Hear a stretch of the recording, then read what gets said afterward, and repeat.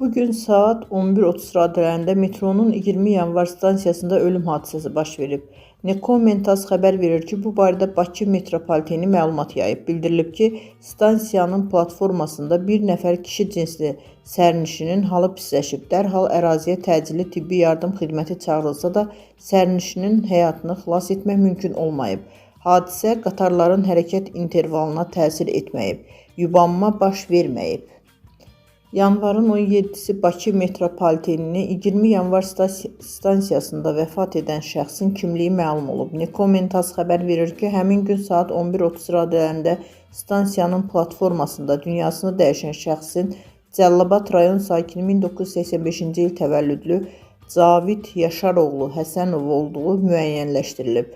Onun infarktdan həyatını itirdiyi bildirilib.